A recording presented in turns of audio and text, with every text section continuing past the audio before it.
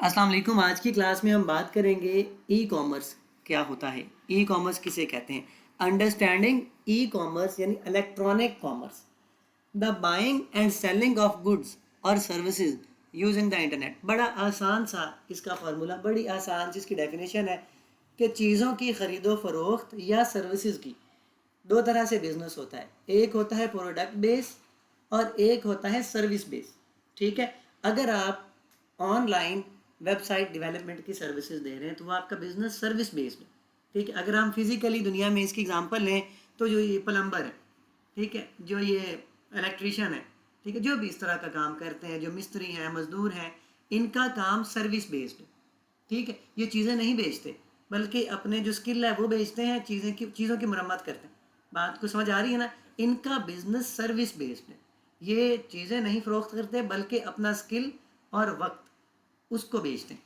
ठीक है, दूसरे नंबर पे बिजनेस होता है बाइंग एंड सेलिंग गुड्स, चीज़ों की खरीदो फरोख्त का।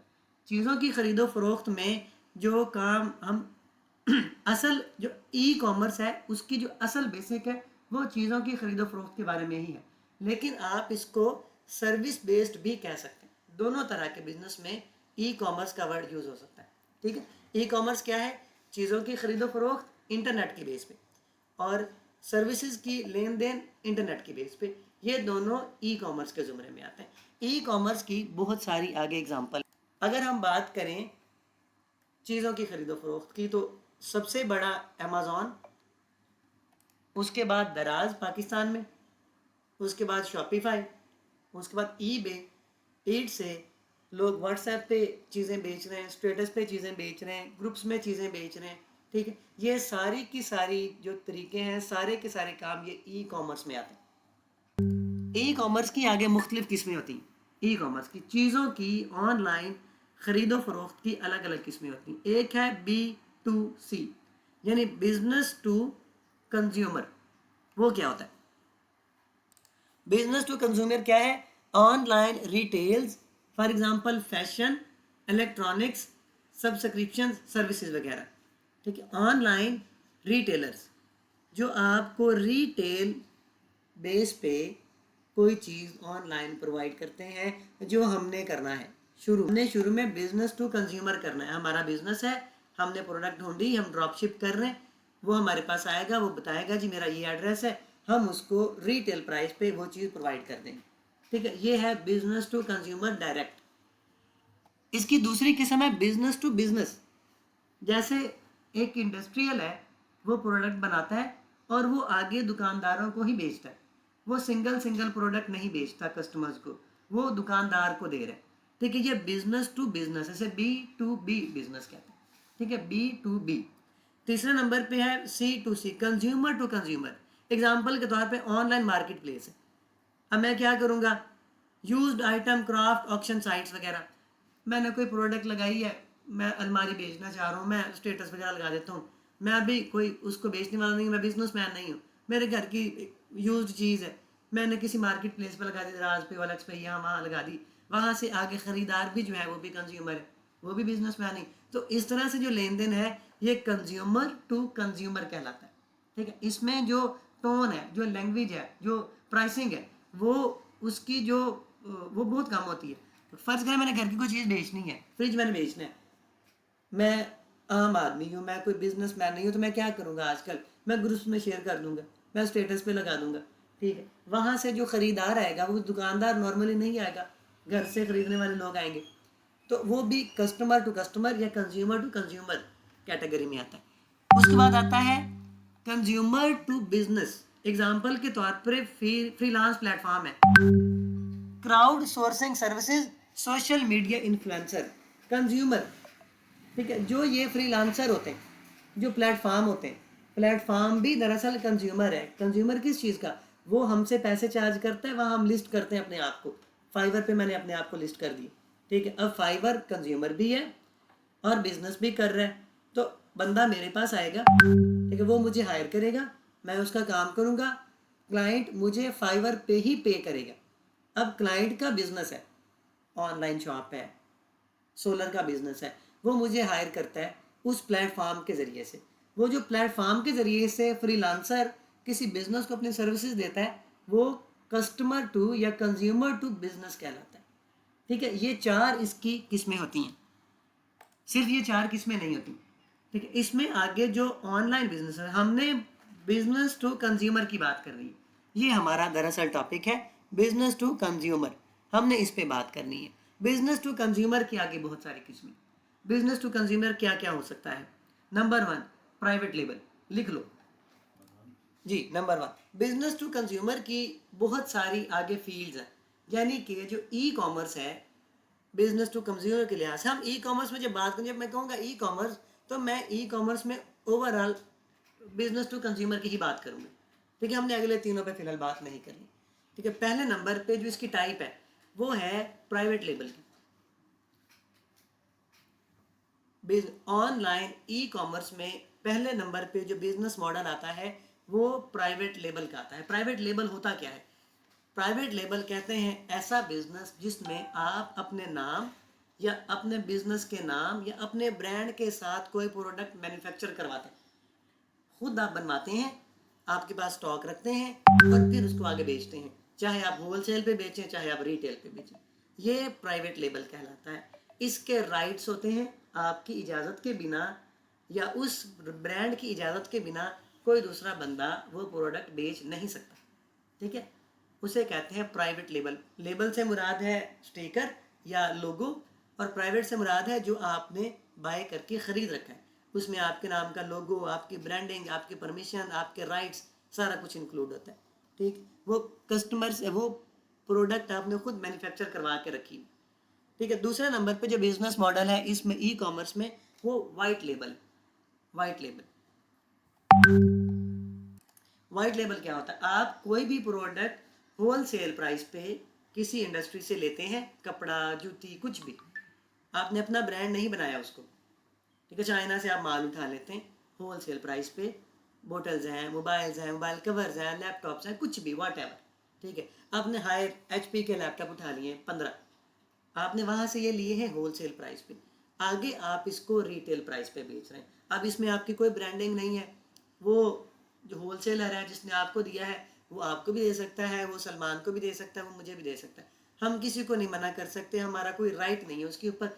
जैसे लोग नॉर्मली सोलर प्लेट्स बेच रहे हैं, कोई नहीं बनवा रहा, जिनको कि किसने लेके रखी, किसने कैनेडियन के लेके रखी हुई हैं, वो सारी सोलर प्लेट्स होलसेल प्राइस पे लाते हैं और आगे कस्टमर को रिटेल प्राइस पे बेचते हैं, इसे वाइट लेबल कहते हैं। ठीक है, तीसरे नंबर पे वो बिजनेस मॉडल है जो सबसे आसान है, लेकिन उससे पहले मैं पिछले दोनों बिजनेस मॉडल्स के बारे में आपको ड्रॉबैक्स और उनके जो अच्छे पहलू दोनों बता देता हूँ। जो प्राइवेट लेबल है उसमें प्रॉफिट मार्जिन सबसे ज़्यादा होता है। ठीक है, आपकी प्रोडक्ट है, आपकी मर्जी जितने में बेचें, कोई मार्केट का कंपटीशन है, आपने बनवाई ना, आप अपना पंखा बनवा रहे हैं एग्जांपल के तौर पे, आपने अच्छी क्वालिटी का बनाया, आप चाहे इसको 15,000 में बेचें चाहे इसको 5,000 में बेचें, कोई रुकावट नहीं है, कंपटीशन है, उसमें प्रॉफिट मार्जिन तो ज़्यादा होता है, लेकिन उस बिज़नेस को शुरू करने के लिए आपको अच्छी खासी इन्वेस्टमेंट चाहिए होती है। एक ब्रांड बनाने में उसमें एक अच्छी खासी इन्वेस्टमेंट चाहिए होती है, इसका ये ड्रॉबैक है, प्रॉफिट ज़्यादा है लेकिन इन्वेस्टमेंट भी ज़्यादा है। दूसरा जो बिज़नेस मॉडल बताया जो मैंने कहा वाइट लेबल है, उसमें आपको पैसा तो चाहिए होता है, लेकिन उसमें जो प्रॉफिट मार्जिन, उसमें सरदर्दी थोड़ी है। जो प्राइवेट लेबल है उसमें मगजमारी बहुत ज़्यादा है, टाइम भी आपका लगेगा, मगजमारी भी बहुत होगी, ज़ाहिर प्रोडक्ट बनवानी है, उसका सैंपल लेना है, क्वालिटी चेक करनी है, वो सारी आपकी सरदर्दी। दूसरा जो बिजनेस मॉडल है वो कदर ही आसान है, जो वाइट लेबल है, बनी बनाई चीज़ आपको मिल जानी है मार्केट में, जिसका पहले से नाम चल रहा है वो होलसेल प्राइस पे उठा लें, लेकिन उसमें आप उसको कंपटीशन के अकॉर्डिंग बेच सकते हैं, उसमें आपको प्रॉफिट मार्जिन बहुत ज़्यादा नहीं लगा सकते। ये मुमकिन है कोई होलसेलर आपको 10 रुपये महंगी दे दे, कोई होलसेलर आपको 10 रुपये सस्ती दे दे, लेकिन आप उसको बेचेंगे मार्केट की कंपटीशन प्राइस के मुताबिक, उसमें आप प्रॉफिट में ये नहीं कर सकते कि बाकी लोग उसको 12,000, अगर बाकी लोग 19,000 में बेच रहे हैं तो आके मैंने जी जिनको की प्लेट सोलर की 20,000 में बेचनी या 25,000 में बेचनी तो नहीं बिकेगी, क्योंकि दुनिया को पता है इस ब्रांड की प्लेट इतने में बिक रही है नॉर्मली। तीसरे नंबर पे जो बिजनेस मॉडल है वो है ड्रॉप शिपिंग। दुनिया में सबसे आसान, सबसे जल्दी ग्रो करने वाला और तकरीबन बिना इन्वेस्टमेंट। ये 3 इसके, लेकिन इसमें जो प्रॉफिट मार्जिन है वो हार्डली 25 to 30% होता है। ठीक है, ये बात ध्यान में रखें। शुरू में इसलिए रेकमेंड करते हैं ड्रॉप शिपिंग कि आप अच्छी तरह अपना हाथ सीधा कर लें इस बिजनेस मॉडल पे, और उसके बाद आप चाहे वाइट लेबल कर लें या प्राइवेट लेबल कर लें। ठीक है, आपने जब भी ई कॉमर्स शुरू करना है आपने डायरेक्ट वाइट लेबल या प्राइवेट लेबल नहीं करना, आपने उसको ड्रॉप शिपिंग से शुरू करना है। उसको समझना है, कोई प्रोडक्ट अपनी फाइनलाइज करनी है। जब आपको पता लग जाएगा इस प्रोडक्ट के आपके डेली के इतने ऑर्डर आ रहे हैं, आप इसको मैनेज कर सकते हो, इतने ऑर्डर डेली के निकाल सकते हो, फिर थोड़ी बहुत इन्वेस्टमेंट करके आपने वो प्रोडक्ट अपने लिए बनवा के रख लेनी, ताकि आप जहाँ 25% प्रॉफिट दे रहे थे वहाँ आप 50% 60% प्रॉफिट अपनी जेब में लेंगे। हम बात कर रहे थे ड्रॉप शिपिंग की, ड्रॉप शिपिंग के मॉड्यूल की आपको यहाँ तक बात समझ आ गई। अब हम देखते हैं ड्रॉप शिपिंग दरअसल हमने बात ड्रॉप शिपिंग पे ही करनी है, हमने सीखना ड्रॉप शिपिंग ही है। ठीक, अब आप समझो ड्रॉप शिपिंग ई कॉमर्स में होता क्या है।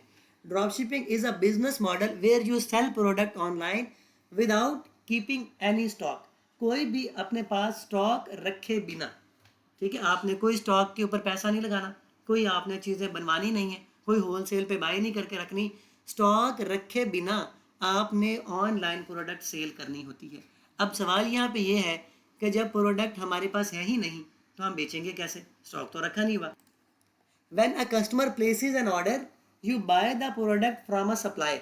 जब आपको कोई कस्टमर ऑनलाइन आपने शेयर की, उसको ऐड लगाए, जो भी जिस भी OLX पे, दराज पे, कहीं भी आपने उसकी वो आपने लगा दिया। अब कस्टमर आया, उसने ऑर्डर किया।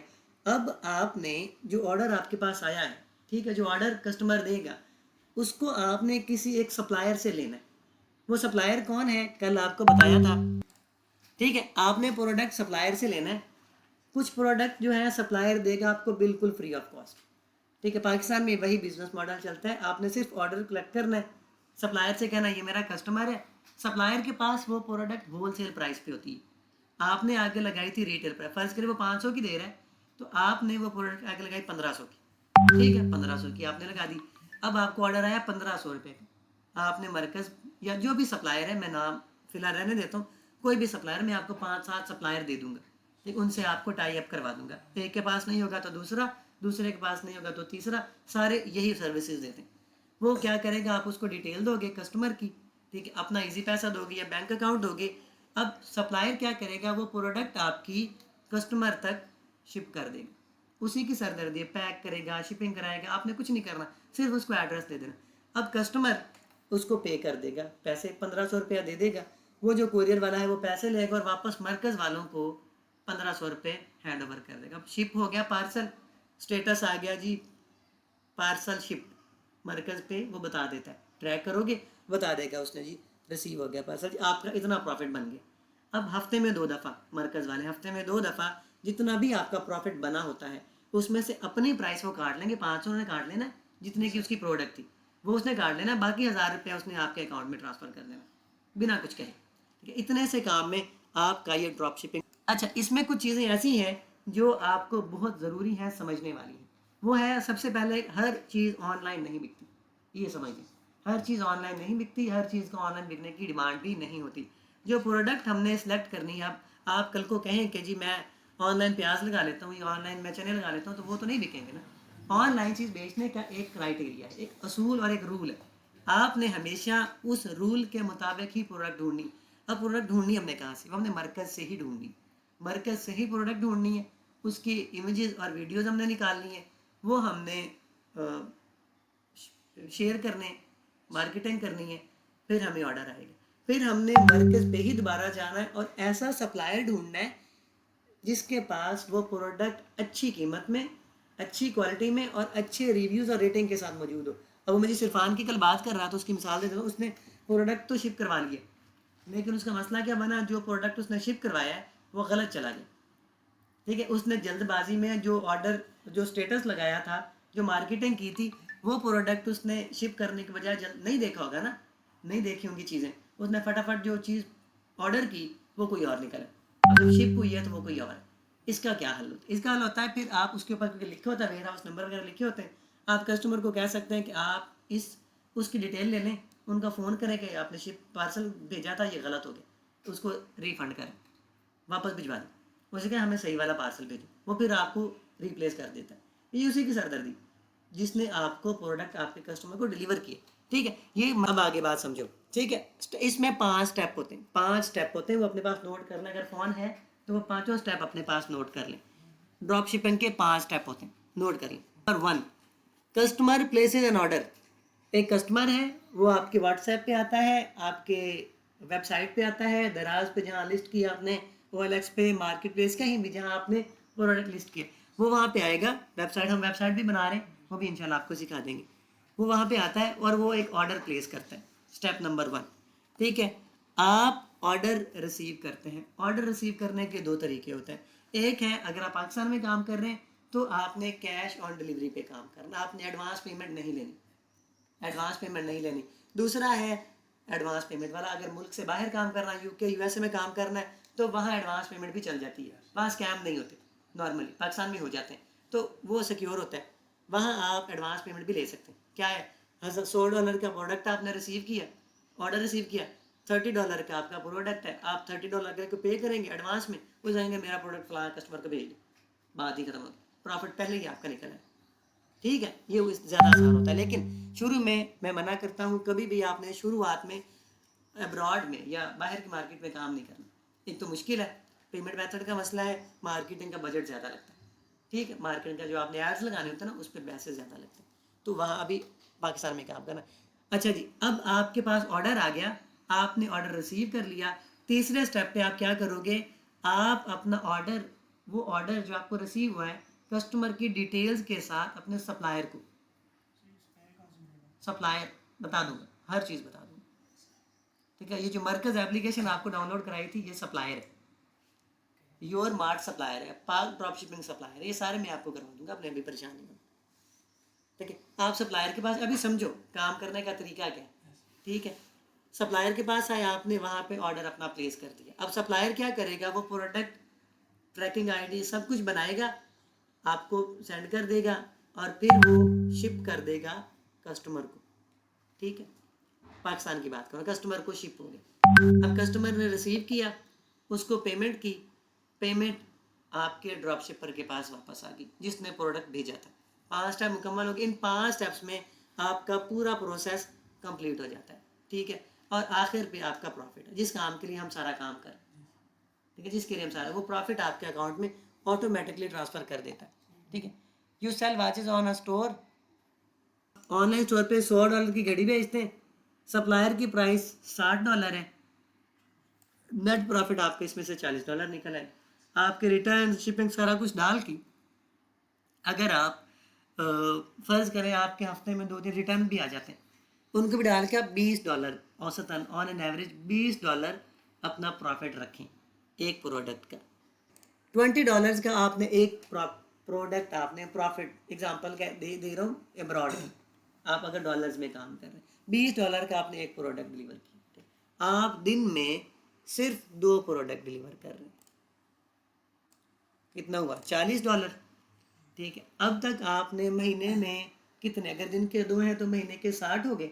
ठीक है, इसको आप मल्टीप्लाई करोगे 60 के साथ, तो 2400 कितने, $2400। सिर्फ $20 $20 का प्रॉफिट लगा के, या सिर्फ दूसरी मिसाल देते हैं, आप 500 का एक प्रोडक्ट बेच रहे हैं पाकिस्तानी मार्केट में, 500 प्रॉफिट निकाल रहे हैं। ठीक है, और दिन में आप 3 प्रोडक्ट बेच रहे हो, 1500 हो गया दिन का। ठीक है, 3 प्रोडक्ट हैं तो 3 को 30 से करें मल्टीप्लाई, तो 90, इसको 90 आपके ऑर्डर हो गया महीने के, उसको आप 90 से डिवाइड करें तो ये आपका प्रॉफिट निकलता है 1,35,000। मैं नहीं मान सकता दुनिया में कोई फर्म आपको पहली सैलरी इतनी दे सकती है, चाहे आपने MPhil PhD ही क्यों ना की।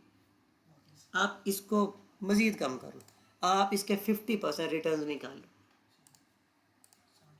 ठीक है, सॉरी -2 कर दिया इसको, हाँ 70-75 हज़ार रुपया फिर भी आपका प्रॉफिट बनता है अगर दिन के 1.5 ऑर्डर भी निकालते हो। ठीक, अब मुझे बताएं इसमें कहाँ इन्वॉल्व है